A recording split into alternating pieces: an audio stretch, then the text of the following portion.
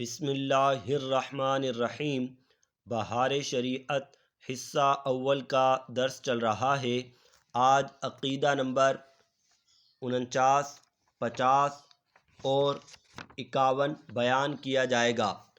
عقیدہ نمبر 49 حضور علیہ الصلاۃ والسلام کے کسی قول و فعل و عمل و حالت کو جو بنظر حقارت دیکھے کافر ہے، یعنی حضور کی کسی بات کو، کسی کام کو، کسی حالت کو جو حقارت کی نگاہ سے دیکھے وہ شخص دائرہ اسلام سے خارج ہے۔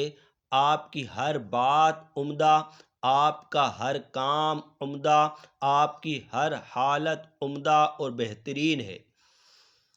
عقیدہ نمبر 50 حضور اقدس صلی اللہ تعالی علیہ وسلم اللہ عز و جل کے نائب مطلق ہیں۔ آپ حضور علیہ الصلاۃ والسلام اللہ تبارک و تعالیٰ کے نائب مطلق ہیں۔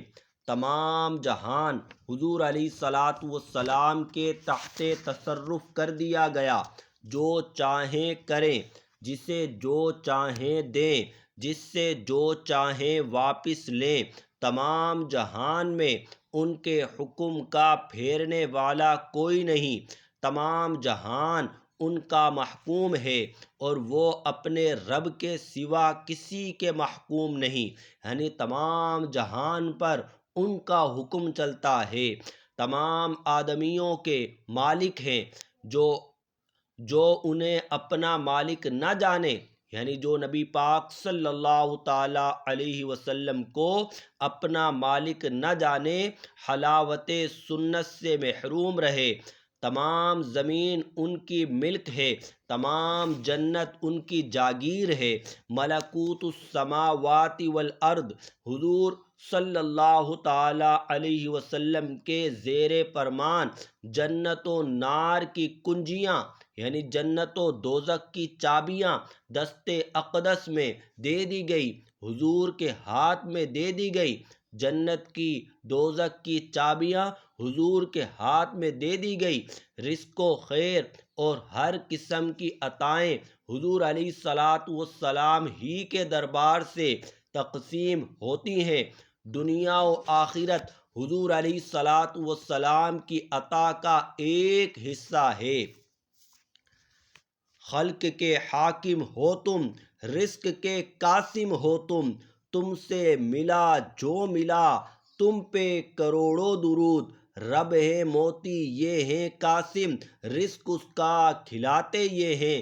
آگے فرمایا احکام تشریعیہ حضور علیہ الصلاۃ والسلام کے قبضے میں کر دیے گئے، جس پر جو چاہیں حرام فرما دے، یعنی شریعت کے احکام آپ کے قبضے میں ہیں، جس پر جو چاہیں حرام فرما دیں اور جس کے لیے جو چاہیں حلال کر دیں اور جو فرض چاہیں معاف کر دیں، یعنی کوئی فرض جو تمام لوگوں کے لیے فرض ہے، حضور علیہ الصلاۃ والسلام کسی شخص کو اس فرضیت سے مستثنی قرار دینا چاہیں قرار دے سکتے ہیں۔ کوئی شے تمام کے لیے حرام ہے، حضور علیہ الصلاۃ والسلام کسی کو مستثنی کرنا چاہیں اور یہ چاہیں کہ اس کے اوپر یہ حلال ہو جائے، تو آپ کو اللہ تبارک و تعالی نے یہ اختیار دیا ہے۔ احکام تشریعیہ آپ کے قبضے میں کر دیے گئے۔ عقیدہ نمبر 51 سب سے پہلے مرتبہ نبوت حضور علیہ الصلاۃ والسلام کو ملا، یعنی نبوت آپ کو سب سے پہلے ملی۔ ہاں، تشریف آپ سب سے آخر میں آئے، نبوت ملنے کے اعتبار سے آپ سب سے اول ہیں، آنے کے اعتبار سے سب سے آخر ہیں۔ هو الاول والآخر۔ روز میثاق تمام انبیاء سے حضور علیہ الصلاۃ والسلام پر ایمان لانے۔ روز میثاق یعنی میثاق کہتے ہیں پختہ وعدہ، پختہ وعدہ کیا تھا اللہ تبارک و تعالی نے عالم ارواح میں انبیاء سے۔ کہہ رہے ہیں روز میثاق تمام انبیاء سے حضور علیہ الصلاۃ والسلام پر ایمان لانے اور حضور علیہ الصلاۃ والسلام کی نصرت یعنی مدد کرنے کا عہد لیا گیا، اور اسی شرط پر یہ منصب اعظم ان کو دیا گیا، یعنی دیگر انبیاء کو جو نبوت کا منصب ملا وہ اسی شرط پر ملا کہ وہ حضور جان عالم صلی اللہ تعالی علیہ وسلم پر ایمان لائیں۔ حضور علیہ الصلاۃ والسلام نبی الانبیاء ہیں، اور تمام انبیاء حضور علیہ الصلاۃ والسلام کے امتی سب نے اپنے اپنے عہد کریم میں حضور علیہ الصلاۃ والسلام کی نیابت میں کام کیا، یعنی اپنے اپنے وقت میں جو انہوں نے کام کیا ہے وہ حضور کے نائب کی حیثیت سے کام کیا ہے، کیونکہ وہ تو کہتے رہے کہ ایک آنے والا آئے گا جس کا نام احمد ہوگا۔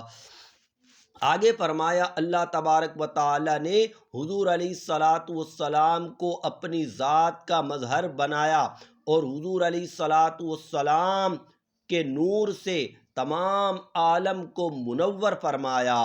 حضور کے نور سے ہی تمام عالم منور ہے۔ اعلیٰ حضرت فرماتے ہیں نا، ہے انہی کے نور سے سب آیاں، ہے انہی کے جلوے میں سب نہاں، بنے صبح و تابش مہر سے رہ پیش مہر یہ جان نہیں، وہی نور حق وہی ذل رب، ہے انہی سے سب ہے انہی کا سب، نہیں ان کی ملک میں آسماں کہ زمین ہی کہ زمان نہیں۔ آگے فرمایا بایمانہ ہر جگہ حضور علیہ الصلاۃ والسلام تشریف فرما ہے۔ وآخر دعوانا ان الحمد للہ رب العالمین۔